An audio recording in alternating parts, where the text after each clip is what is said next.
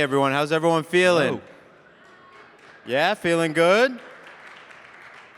We got great seats here. I'm joined with my friend Justin, who I've known for a while, and we're incredibly proud to say we're partners with his firm. Justin, USD1 is live on Aptos. USD1 is live on Aptos, the fastest USD1 on the internet. Let's fucking go. But we wanted to keep this conversation a bit more casual, give you a little bit more insight into Justin's day-to-day, where USD1 and World LibertyFi's wider product suite is going. But before we kind of get into the nitty-gritty of this conversation, Justin, since you're the head of business development, how do you pitch the 60-second thesis on World LibertyFi? The 60-second thesis. Let me see if I can make it less than 60 seconds. Let's go. The theory is essentially that we want to build the most compliant, scalable, accessible products that bring DeFi to the masses globally with the least amount of onboarding stress, with the most amount of upside, and in the most regulated fashion possible. And we believe that we have the ability to scale that to millions of users very quickly. That was less than 60 seconds. That was good. Less than 60. Yeah, that was good. Okay, so obviously stablecoins are on fire. We're getting amazing regulatory clarity coming soon in the US. You guys are called USD1. How do you kind of differentiate from the existing stablecoins in market? From a product value proposition perspective, you've shared some things on your philosophy of how you want to get traction, but also the bigger thing it's laddering up to across a wider product suite. Yeah, so I think a couple of different ways to think about this. First, compared to the other products on the market, which obviously everybody's just going to think of USDT and USDC. So I'll tackle those a little bit first.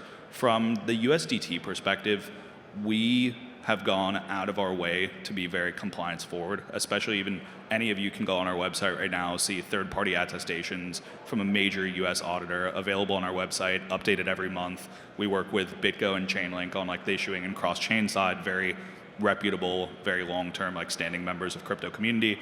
And then that's something that USDT cannot quite match. And I think that USDT is trying to make efforts to be compliant through the issuing of new stablecoins, like USAT, as opposed to focusing that on USDT itself. On the USDC side, something that's very different for us is we have no long-term exclusivity or major commitments with any exchange, any partner of any kind. So we are fundamentally not tied to another company in the way that USDC is. That's allowed us to sort of bring USD1 in a major way to every major exchange in the world in a very short amount of time, to bring it now on Aptos being our 5th native chain, also in a very short amount of time. We only launched USD1 about 4 or 5 months ago. So that's kind of on the product comparison side. For the user, I think that the big difference is this points program that we've been running. So we're the only stablecoin issuer that has a points program. We're currently integrated via API directly into 5 or 6 major exchanges: Gate, KuCoin, HTX, Mexi, a few others. It will be live on other exchanges as well. Essentially, you get USD1 points for any transaction USD1 for holding USD1, and then we will be there will be rewards for those points. I think that's a space to keep your eye on. We're going to be rolling that points program out across other DeFi articles as well. And the thing with that program is, if we think that stablecoins are going to essentially replace dollars in an everyday payments method, as a consumer with a credit card, I'm used to getting rewarded for the dollars that I transact in. That has to be something that carries on in a meaningful way into stablecoins. Otherwise, for the retail user, I think that the sales pitch is way, way harder than for the institution, where you can pitch the whole it's going to be faster and cheaper and the yields are better, et cetera, et cetera. That's not something that appeals to retail in the same way. I remember when we started talking, when I think you were a few months into the new gig, you told me a little bit about your thesis on how you think about USD1 going live, of course across all of those various stakeholders, but chains themselves. And one thing that I thought was incredible to hear, but also was a highly convicted principle, it seemed, was you guys don't do integration fees. You want to remove as much friction as possible to make sure USD1 is accessible to as many people as possible. talk me through a little bit about how you thought about, you're the head of business development, how you thought about commercialization and achieving certain clips of growth in a short amount of time. Yeah, so I think some that is even driven by regulation. So for context here, USD1, we don't charge any integration fees when we roll out to new chains. We don't charge any mint and redeem fees either. I think that this is substantially different to others and puts us more aligned on like the core thing that we want to see from a business development perspective is we want to grow USD1 on the platforms we deploy on. It is absolutely meaningless to go deploy somewhere to collect a fee and then see no growth, and that's not at all what we're trying to do. So from that perspective, like we are growing by USD1 growing on our partnering networks. Those partnering networks are benefiting from having more stablecoin liquidity that has carry-on use cases kind of across a chain regardless of product. And then also we're like sticking to the compliance forward nature of this. We're not doing yield sharing agreements or anything of that sort that would sort of directly put us in violation of the current compliance framework that we have. So it's like in part driven by compliance, but I think actually aligns interests a lot better when we expand to somewhere like Aptos. So you mentioned a couple kind of stakeholders that you're integrating with, whether they be protocols, DeFi, CeFi experiences. How do you think about the balance between, how central exchanges are moving USD1 from point A to point B versus kind of DeFi? Because one of the things that you mentioned to me early on was you're not here to just see kind of volume numbers go up. You want sticky usage. And you mentioned DeFi as kind of like a core principle of how you evaluate the health of the growth of USD1 in different ecosystems. So would love to hear kind of like, your kind of ideology split, where you put your focus. Yeah. So I think it's no secret that stablecoin issuers make money by the treasury yields that back, by the dollars that are sitting in US treasuries that back the stablecoin. But the thing there that often is misguided is a lot of issuers will just pour a bunch of money into incentivizing supply side of lending markets to grow TVL super quickly. And then you usually just see that go up and down as soon as those incentives end. The thing that's a little bit more interesting is how do you get super high velocity of money? So you get like sticky users that are transacting in USD1 consistently. For us, that means let's go after the trading use case a little bit more than just pumping incentives into lending in supply side of lending markets.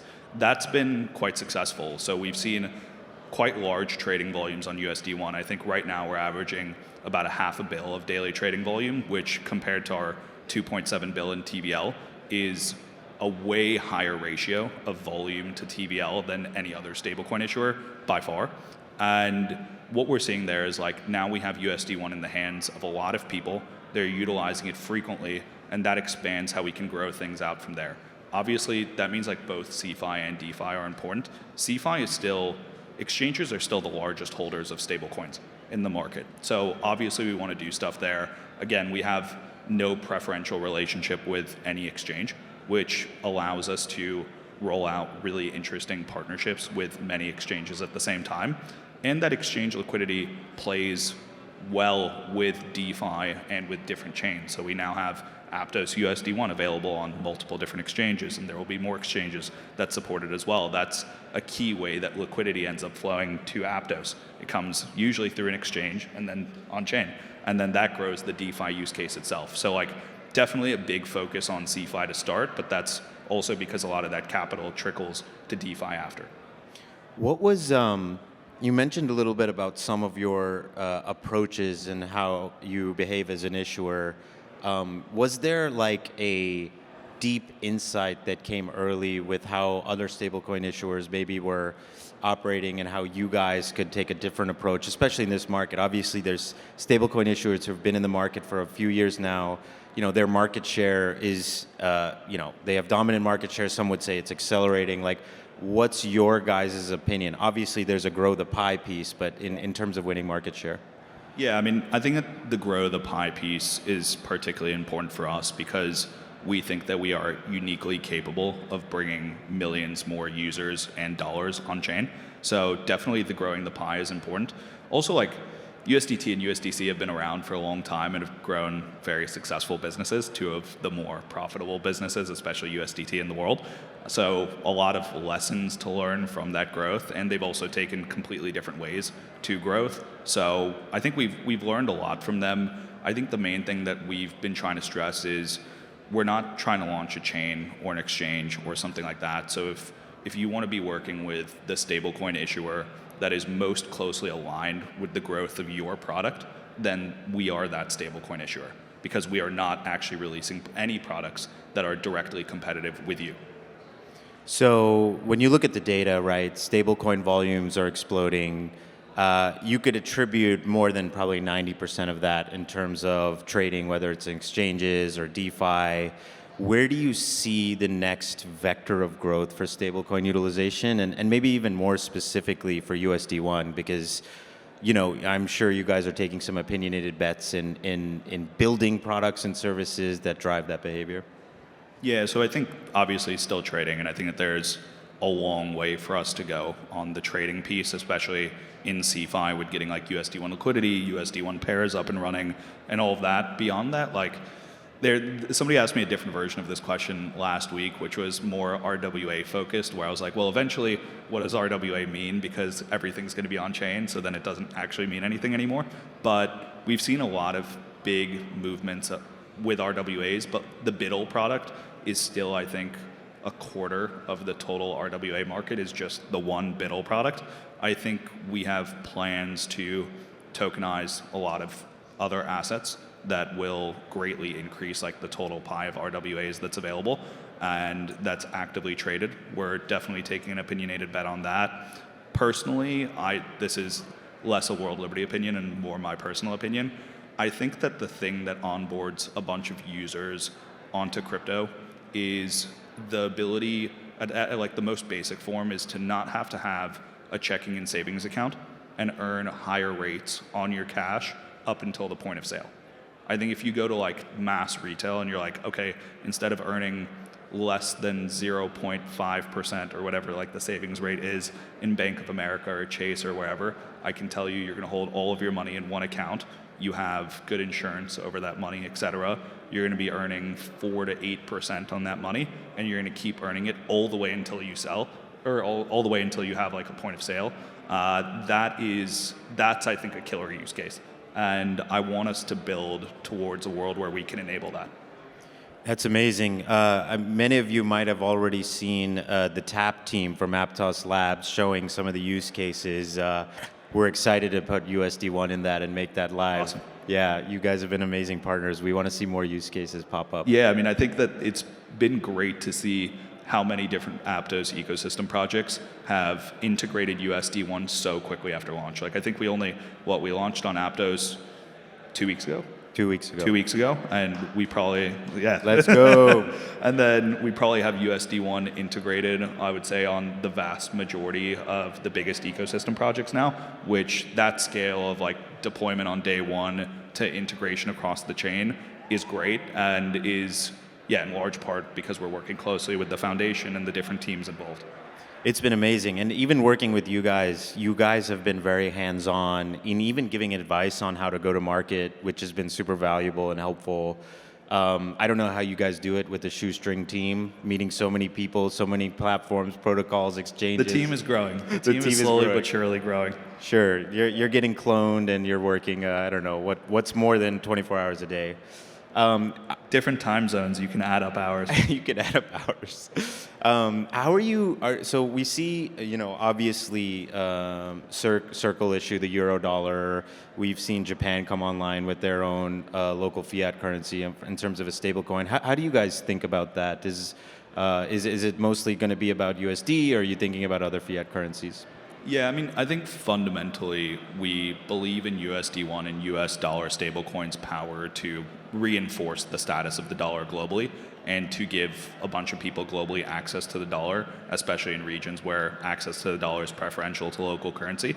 That being said, I think the global trade use case that you're kind of pointing to with these like different regional stablecoins being issued is a big one, and it's definitely something that I think us and every issuer is looking into, because the flows there when you start talking about like global trade are significantly more than the flows I think probably that exist in crypto today times a factor of whatever.